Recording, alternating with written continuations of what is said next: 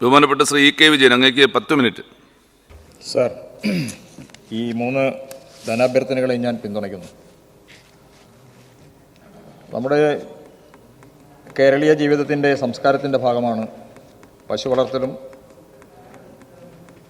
പാലുൽപാദനവും ഒക്കെ തന്നെ.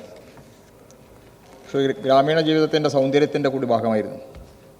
പക്ഷെ ഇന്ന് ഗ്രാമീണ ജീവിതത്തിൻ്റെ അന്തസ്സത്ത മാറി ഒരു നാഗരിക സംസ്കാരത്തിലേക്ക് നീങ്ങുകയാണ്. അത്തരമൊരു സാഹചര്യത്തിലാണ് കേരളം പാലുൽപാദന രംഗത്ത് സ്വയം പര്യാപ്തതയിലേക്ക് നീങ്ങാനുള്ള ശ്രമങ്ങൾ ആരംഭിച്ചു ഭാവനാപൂർവം വിവിധങ്ങളായ പദ്ധതികൾ നടപ്പിലാക്കുന്നത്.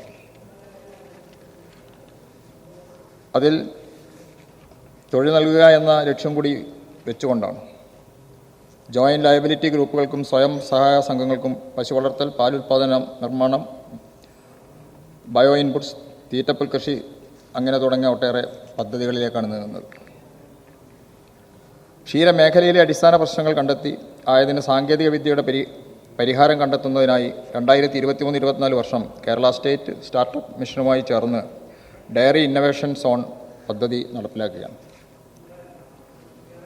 പുൽകൃഷി വ്യാപിക്കുന്നതിനും മുരിങ്ങയുടെ പ്രത്യേക ഗുണങ്ങൾ പ്രയോജനപ്പെടുത്തി ഉരുക്കുകളുടെ ആരോഗ്യ സംരക്ഷണം ഉറപ്പാക്കുന്നതിന് കോളാർ മാതൃകയിലുള്ള കൃഷി രീതി നടപ്പിലാക്കാൻ തീരുമാനിച്ചു. സാർ, ഈ ഗവൺമെൻറ്റിൻ്റെ തന്നെ പ്രഖ്യാപിത ലക്ഷ്യമാണ് ഇന്ത്യക്ക് മാതൃകയായിക്കൊണ്ട് അതിദരിദ്രരില്ലാത്ത ദരിദ്രരെ കണ്ടെത്തി അത് പരിഹരിക്കാനുള്ള ശ്രമം. അതിൻ്റെ ഭാഗമായി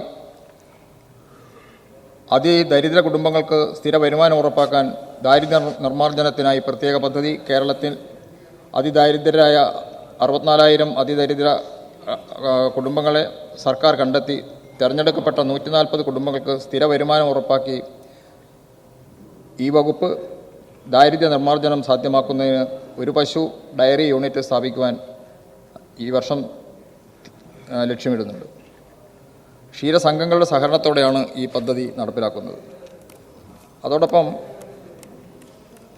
വാണിജ്യ ഡയറി ഫാമുകൾക്കും യുവാക്കൾക്കുള്ള സ്റ്റാർട്ടപ്പ് ഡയറി ഫാമുകൾക്കും പ്രത്യേക ധനസഹായ പദ്ധതി, സംരംഭകർക്കായി 20 പശു ഡയറി യൂണിറ്റുകളും യുവാക്കൾക്ക് സ്റ്റാർട്ടപ്പ് ഡയറി ഫാം പദ്ധതിയും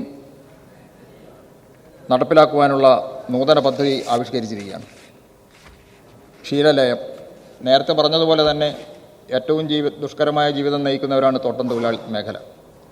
തോട്ടം മേഖലയിലെ തൊഴിലാളി കുടുംബങ്ങളുടെ സാമൂഹ്യ സുരക്ഷയ്ക്കായി പ്രത്യേക പാക്കേജ് കമ്മ്യൂണിറ്റി കാറ്റിൽ ഷെഡ് സ്ഥാപിച്ച് ക്ഷീരസംഘങ്ങളുമായി സഹകരിച്ച് ഡയറി പാക്കേജ് നടപ്പിലാക്കാൻ തീരുമാനിച്ചത് സ്വാഗതാർഹമാണ്. ക്ഷീരതീരം, അതേപോലെ തന്നെയാണ് നമ്മുടെ മത്സ്യമേഖല, പ്രത്യേകിച്ച് കാലാവസ്ഥാ വ്യതിയാനത്തെ തുടർന്ന് മത്സ്യ കയർ മേഖലയിലെ തൊഴിലാളി കുടുംബങ്ങളുടെ സാമൂഹ്യ സുരക്ഷ ഉറപ്പാക്കുന്നതിനായി പ്രത്യേക ഡയറി പാക്കേജ് പരീക്ഷണാടിസ്ഥാനത്തിൽ നടപ്പിലാക്കുകയാണ്. ആൻറ്റിബയോട്ടിക്കുകളെ കുറിച്ചുള്ള ചർച്ച നടക്കുന്ന കാലയളവാണ്. അപ്പോൾ പാലിൽ ആൻറ്റിബയോട്ടിക് കണ്ടെത്തി നിയന്ത്രിക്കുന്നതിനുള്ള പ്രത്യേക കർമ്മ പദ്ധതി തീരുമാനിച്ച് സർട്ടിഫൈഡ് മിൽക്ക് സംസ്കരിച്ച വിപണനം ചെയ്യുന്ന സംഘങ്ങൾക്ക് സർട്ടിഫിക്കറ്റിഫിക്കേഷൻ പദ്ധതിയും നടപ്പിലാക്കുന്നു. സാമ്പത്തികമായി പിന്നോക്കം നിൽക്കുന്ന ക്ഷീര സഹകരണ സംഘങ്ങൾക്കായി സ്പെഷ്യൽ പെർഫോമൻസ് ബൂസ്റ്റർ പദ്ധതിയും നടപ്പിലാക്കാൻ തീരുമാനിച്ചു. സ്വാഗതാർഹമാണ്. പുൽകൃഷി, ഞാൻ നേരത്തെ സൂചിപ്പിച്ചു. പക്ഷേ പുൽകൃഷി ഇന്ന് പുല്ലായി പ്രത്യേകിച്ച് കൃഷി ചെയ്യേണ്ടുന്ന സാഹചര്യമാണ് വന്നത്. വയലുകൾ എല്ലാം തന്നെ തുറന്നുപോയി. പുൽകൃഷി വ്യാപനം, തരിശുഭൂമിയിൽ പുൽകൃഷിയും 2302 ഹെക്ടർ സ്ഥലത്ത് അധിക പുൽകൃഷി വ്യാപനം, 3.68 ലക്ഷം മെട്രിക് ടൺ തീറ്റപ്പുൽ അധികമായി ഉൽപ്പാദിപ്പിക്കാനാണ് ശ്രമിക്കുന്നത്. 90 ഹെക്ടർ തരിശുഭൂമിയിൽ പുൽകൃഷി വ്യാപനം നടക്കുന്നു. തീറ്റപ്പുൽ കൃഷി വികസന പദ്ധതിയിലൂടെ പുല്ലിൻ്റെ ലഭ്യതക്കുറവ് 53% നിന്ന് 40% കുറയ്ക്കുവാൻ ഇതുമൂലം സാധിക്കും. അത് തീർച്ചയായും ഇനിയും കണ്ടെത്തി വ്യാപിപ്പിക്കാനുള്ള ശ്രമമാണ് നടത്തേണ്ടത്. ക്ഷീരശ്രീ ക്ഷീരസംഘങ്ങളിൽ ഏകീകൃത അക്കൗണ്ടിംഗ് സോഫ്റ്റ്വെയർ സംവിധാനം, ക്ഷീരവികസന വകുപ്പിൻ്റെ കീഴിലുള്ള 3618 സൊസൈറ്റികളെയും ചേർത്തുകൊണ്ട് ആ സംഘങ്ങൾക്ക് ഈ പദ്ധതിയിലൂടെ ഗുണങ്ങൾ ലഭിക്കുകയാണ്. സംഘങ്ങൾക്ക് സ്വന്തമായി സ്ഥലം വാങ്ങുന്നതിന് 3 ലക്ഷം രൂപ നൽകാനുള്ള തീരുമാനം. ക്ഷീരസംഘങ്ങളിൽ മഴവെള്ള സംഭരണി കുറഞ്ഞ നിരക്കിലുള്ള മാലിന്യ നിർമ്മാർജ്ജന പ്ലാന്റ്, സൗരോർജ്ജ സംരക്ഷണ പദ്ധതികൾ എന്നിവ സ്ഥാപിക്കുവാനും പദ്ധതികൾ ആവിഷ്കരിച്ചിട്ടുണ്ട്. ഈ വർഷവും ക്ഷീരഗ്രാമം പദ്ധതി നടപ്പിലാക്കുന്നു. അതിൻ്റെ ഭാഗമായി തീർച്ചയായും നമ്മുടെ സ്വയം പര്യാപ്തതയിൽ നീങ്ങുന്നതിൻ്റെ ഭാഗമായി ഒട്ടേറെ ഗ്രാമപഞ്ചായത്തുകൾ ഇതിനകം വലിയ പരിശ്രമം നടത്തി നല്ല മുന്നേറ്റം ഉണ്ടാക്കാൻ കഴിഞ്ഞിട്ടുണ്ട്.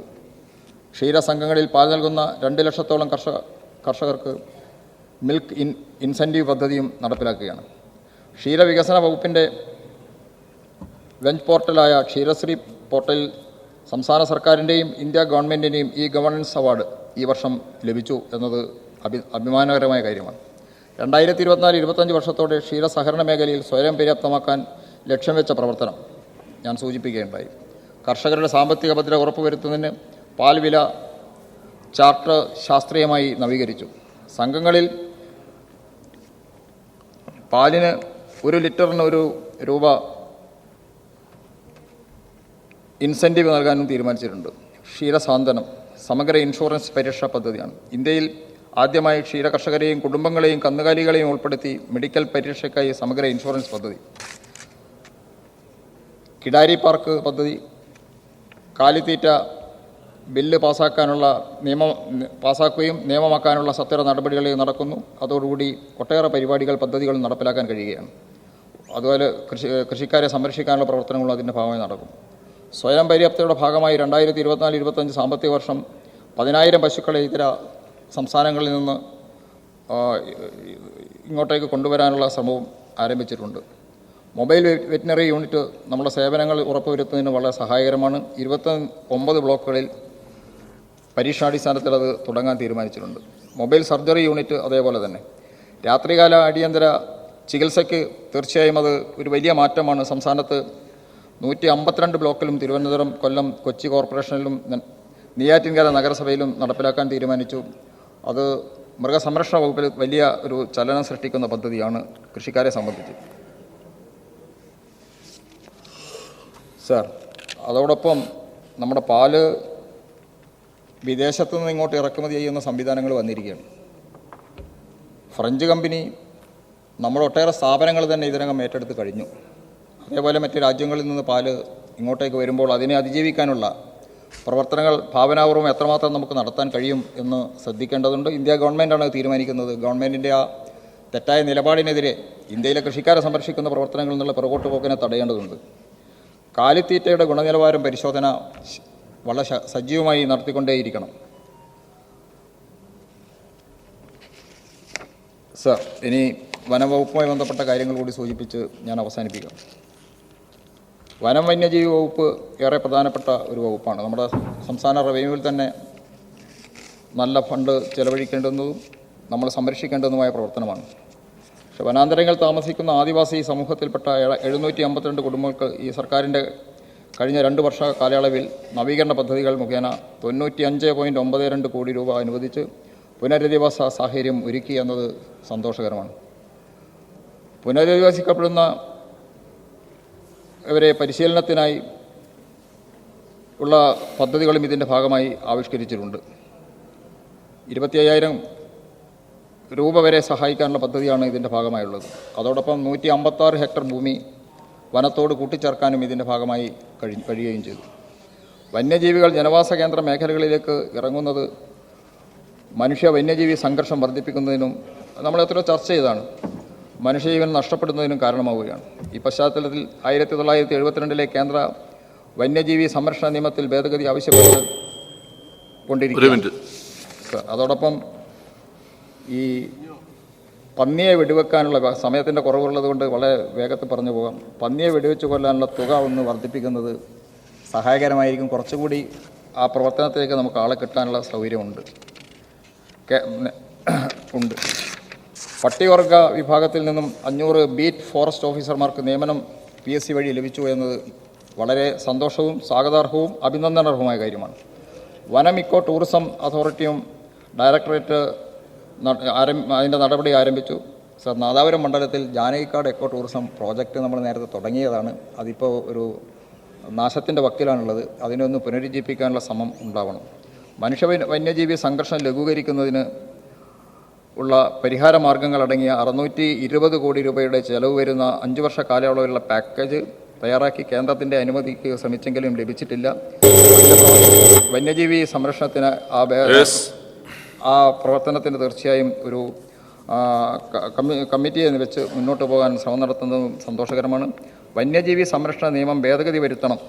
മാധവ് ഗാഡ്ഗിൽ കൂടി അത് നേരത്തെ സൂചിപ്പിച്ചതാണ്. അതിനുവേണ്ടി ഒരു നല്ല ശ്രമം കേരളത്തിലെ വനം വകുപ്പിൻ്റെ ഭാഗത്തുനിന്നുണ്ടാവണം, കേരള ഗവൺമെൻറ്റിൻ്റെ ഭാഗത്തുനിന്നുണ്ടാകണം എന്നുകൂടി സൂചിപ്പിക്കുകയാണ്. പിന്നെ വന സൗഹൃദ സദസ്സ്, ഇൻഷുറൻസ് പരിരക്ഷയിൽ നമ്മുടെ വനത്തിനോട് ചേർന്നുള്ള ഭാഗങ്ങളിലെ ജനങ്ങളെ കൂടി അതിൽ ചേർക്കാനുള്ളൊരു പദ്ധതി ആവിഷ്കരിക്കേണ്ട അത്രയേറെ ഭീകരമായ സാഹചര്യത്തിലാണ് വന്യജീവി ആക്രമണം വരുന്നത്. പിന്നെ സാർ, നമ്മുടെ ഈ മഞ്ഞക്കൊന്നയും വാറ്റിലും അക്കേഷ്യോ യൂക്കാലി നീക്കം ചെയ്യാനുള്ള പദ്ധതി ആവിഷ്കരിച്ചു എന്നത് സന്തോഷകരമാണ്. വന്യജീവികളുടെ കടന്നാക്രമണം തടയാൻ വനത്തിനകത്ത് പോകാതിരിക്കാനുള്ള സംരക്ഷണത്തിൻ്റെ ഭാഗമായി ഇതിനെ ഞാൻ സ്വാഗതം ചെയ്യുന്നു. തീർച്ചയായും ഈ പ്രവർത്തനങ്ങളെല്ലാം നമുക്ക് സ്വാഗതാർഹമാണ്. നേരത്തെ വക്കീല് ഇവിടെ സൂചിപ്പിച്ചപ്പോൾ ഇതിനെ എതിർക്കുന്നു എന്ന് പറഞ്ഞു. ഇതിനൊക്കെ ഫണ്ട് കുറച്ച് കൂടുതൽ വേണമെന്ന് പറഞ്ഞുകൊണ്ട് ഈ അഭ്യർത്ഥന പാസ്സാക്കണം എന്നാണ് പറയേണ്ടതെന്നാണ് എൻ്റെ തോന്നൽ. ഞാൻ ഈ ധനാഭ്യർത്ഥന പിന്താങ്ങുന്നു.